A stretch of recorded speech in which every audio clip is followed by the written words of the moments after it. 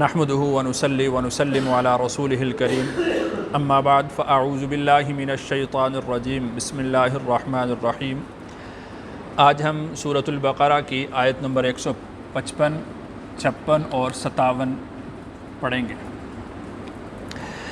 ان آیات کا خلاصہ یہ ہے کہ اللہ تعالیٰ نے اس سے پچھلی آیات میں ارشاد فرمایا تھا کہ تم اللہ تعالیٰ کی مدد حاصل کرو نماز کے ذریعے سے اور صبر کے ذریعے سے، اور پھر صبر کا جو اعلیٰ درجہ تھا اللہ نے اس کو ذکر فرمایا کہ سب سے بڑی مصیبت اور سب سے بڑا اجر اس مصیبت پر صبر کرنے پر ہے کہ جب آدمی اپنی جان کا نذرانہ اللہ کے سامنے پیش کر دیتا ہے۔ تو ان آیات میں اللہ تعالیٰ نے اس سے کم درجے کی جو مصیبتیں ہیں اللہ نے ان کو ذکر فرمایا ہے، اور پھر ان مصیبتوں پر آدمی جو صبر کرتا ہے تو اللہ تعالیٰ نے اس کا اجر یہاں پر بیان کیا ہے، اور پھر صبر کرنے کا جو طریقہ ہے اللہ نے اس کو بھی یہاں پر بیان کیا ہے۔ ترجمہ دیکھتے ہیں۔ وَلَنَبْلُوَنَّكُمْ، اور ہم ضرور آزمائیں گے۔ کم کا مطلب تمہیں، وَلَنَبْلُوَنَّكُمْ، اور ہم ضرور تمہیں آزمائیں گے، بِشَيْءٍ، کچھ، من الخوف، خوف سے، والجوع، اور بھوک سے، ونقص، اور کمی سے، من الاموال، مالوں کی، والانفس، اور جانوں کی، والثمرات، اور پھلوں کی، وبشر الصابرین، اور بشر کا مطلب آپ بشارت دے دیں، آپ خوشخبری دے دیں، صابرین، صبر کرنے والوں کو۔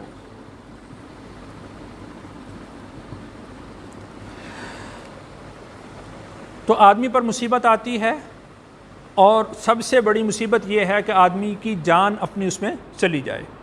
اگر وہ اس جان کے جانے پر صبر کرتا ہے اور اللہ کی رضا سمجھتا ہے تو اللہ تعالیٰ کے نزدیک اس کو شہید کا درجہ دیا جاتا ہے، اور اس کے لیے اللہ نے یہ اعلان فرمایا کہ تم انہیں مردہ نہ کہو۔ اللہ تعالیٰ نے اس کو حیات جاویدانی عطا فرما دی، ہمیشہ کی زندگی عطا کر دی۔ اور اس سے کم درجے کی جو مصیبتیں ہیں وہ یہ ہیں کہ بشیء من الخوف، تھوڑا سا خوف آدمی پر طاری ہو جاتا ہے، دشمن مسلط ہو جاتا ہے، دشمن ان پر حملہ آور ہو جاتا ہے، دشمن حاوی ہو جاتا ہے، تھوڑا سا خوف اس بات کا آ جاتا ہے۔ والجوع، اور بھوک آدمی پر آ جاتی ہے، افلاس آ جاتا ہے، تنگ دستی آ جاتی ہے۔ ایک آدمی ہے، بڑا اچھا کاروبار اس کا چل رہا ہے، اچانک سے اس کو اتنا بڑا نقصان ہوتا ہے کہ وہ فاقوں پر آ جاتا ہے، تو یہ والجوع، بھوک اس پر طاری ہو جاتی ہے۔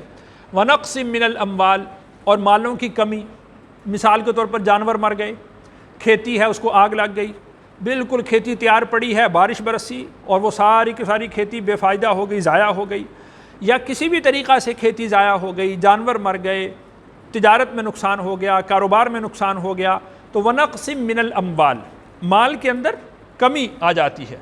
والانفس، اور جانوں میں کمی، مثال کے طور پر اعزہ و اقارب بیماری کی وجہ سے فوت ہونے لگ گئے، ایک فوت ہوا، دوسرا فوت ہوا، اس طرح بیماریاں، جس طرح مختلف قسم کے یعنی بیماریاں پھیلتی ہیں، وائرس پھیلتے ہیں، تو ان میں ایک ایک گھر کے کئی لوگ اس کا شکار بن جاتے ہیں۔ جس مثال کے طور پر جس طرح طاعون ہے، یا یوں سمجھ لیں کہ جس طرح یہ بھی کچھ عرصہ پہلے یہ کووڈ آیا تھا، تو اس طرح کی بیماریاں آ جاتی ہیں کہ ایک گھر کے اندر کئی لوگ وہ فوت ہو جاتے ہیں۔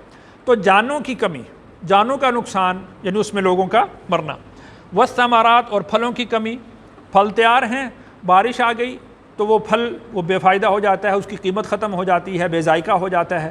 تو پھلوں کی کمی سے، جانوں کی کمی سے، مالوں کی کمی سے، بھوک سے، خوف سے اللہ تعالیٰ بندوں کو آزماتے ہیں۔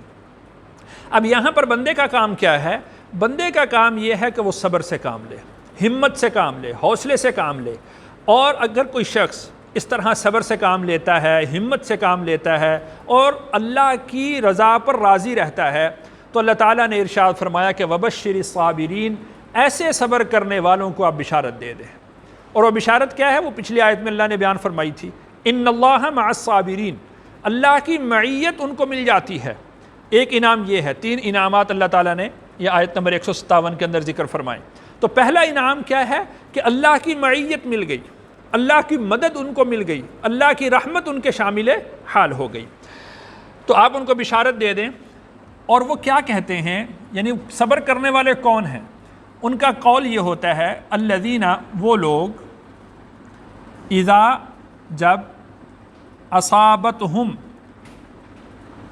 پہنچے ان کو، مصیبت،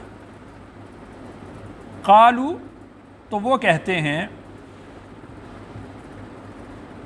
انا للہ، بے شک ہم اللہ کے ہیں، واو کا مطلب اور، وَإِنَّا، اور بے شک ہم، اور ہم بے شک، الیہ، اسی کی طرف، راجعون، لوٹنے والے ہیں۔ یعنی صبر کے جملے یہ ہیں کہ مصیبت آئے، پریشانی آئے تو وہ اس پر آہو بکا نہ کرے، اور مایوسی کے جملے نہ بولے، کفرانی نعمت کے جملے نہ بولے، اللہ کے انکار کے جملے نہ بولے، بلکہ اس وقت کیا کہے؟ انا للہ و انا الیہ راجعون۔ انا للہ و انا الیہ راجعون، یہ کلمات ایسے ہیں کہ جو اللہ تعالیٰ نے خاص طور پر اس امت کو عطا کیے ہیں۔ اس سے پہلے یہ جملے اللہ نے کسی امت کو عطا نہیں کیے، حتیٰ کہ اللہ نے یہ جملے کسی پیغمبر کو بھی عطا نہیں کیے۔ اس میں دو جملے ہیں، 2 حصے ہیں۔ ایک حصہ اس کا یہ ہے انا للہ، اور دوسرا حصہ یہ ہے کہ وَإِنَّا إِلَيْهِ رَاجِعُونَ۔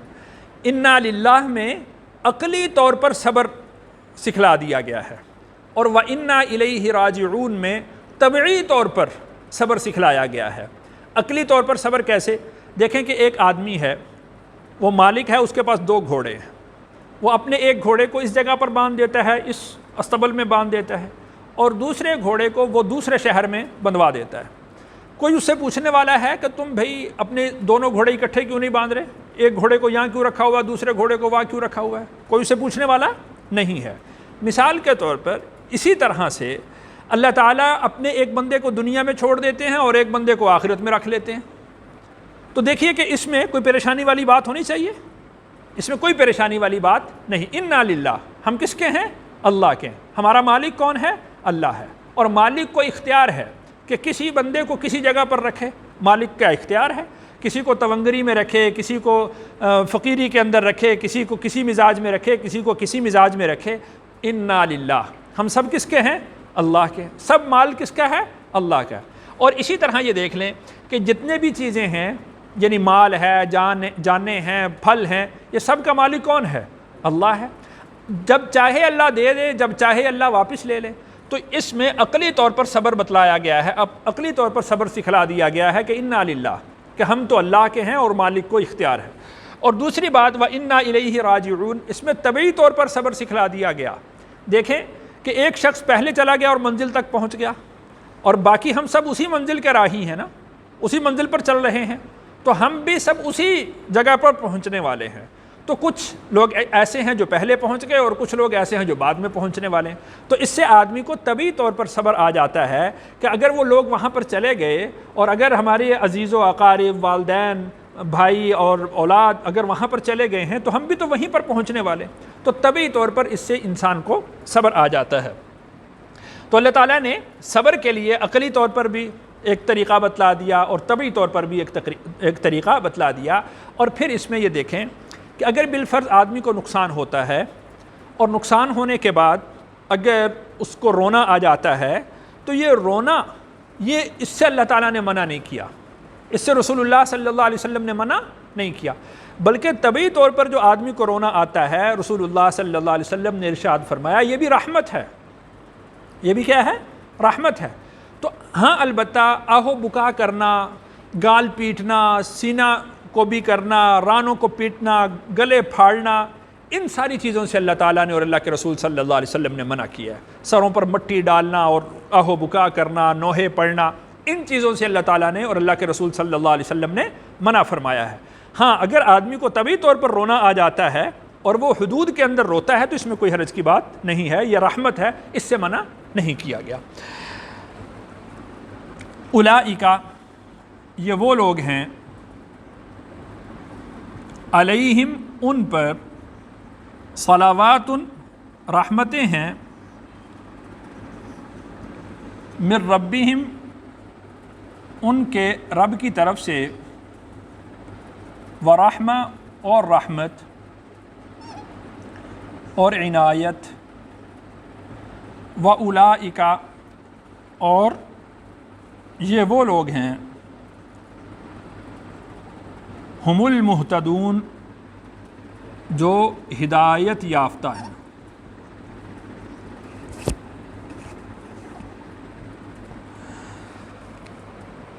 تو صبر کرنے پر اللہ تعالیٰ نے اس آیت کے اندر 3 انعام ذکر کیے ہیں۔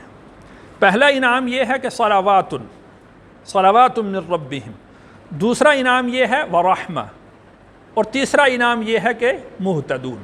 3 انعام یہاں پر ہوئے۔ پھر ایک انعام اللہ تعالیٰ نے پچھلی آیت میں ذکر فرمایا تھا کہ ان اللہ مع الصابرین، تو صبر کرنے والوں کے لیے اللہ تعالیٰ نے 4 انعامات کا وعدہ کیا ہے۔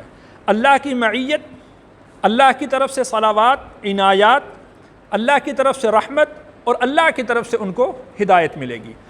صلوات کا جو لفظ ہے یہ انبیاء علیہم السلام کے لیے خاص ہے، اور یہ وہ خاصیت ہے کہ جو اللہ تعالیٰ نے صبر کرنے والوں کو عطا فرمائی ہے۔ یعنی اللہ کی رحمت خاصہ جو انبیاء پر نازل ہوتی ہے، وہ رحمت خاصہ اللہ تعالیٰ کی صبر کرنے والوں پر نازل ہوتی ہے۔ اور جو رحمت ہے یہ عنایات عامہ ہیں، صلوات عنایات خاصہ جو انبیاء کے لیے خاص ہیں، اور اللہ تعالیٰ نے صبر کرنے والوں کو انبیاء کی اتباع کی وجہ سے وہ عنایات خاصہ عطا فرمائیں۔ اور رحمت یہ عنایات عامہ ہیں کہ جو اللہ تعالیٰ ہر ایمان والوں کو نصیب فرماتے ہیں۔ وَأُولَئِكَ هُمُ الْمُهْتَدُونَ، اور اللہ تعالیٰ کی طرف سے یہ ہدایت یافتہ ہیں، یہ ایسے لوگ ہیں کہ جو گمراہی کی طرف بڑھنے والے نہیں ہیں۔ اللہ تعالیٰ سے دعا ہے اللہ تعالیٰ مجھے اور آپ کو قرآن کا فہم نصیب فرمائے۔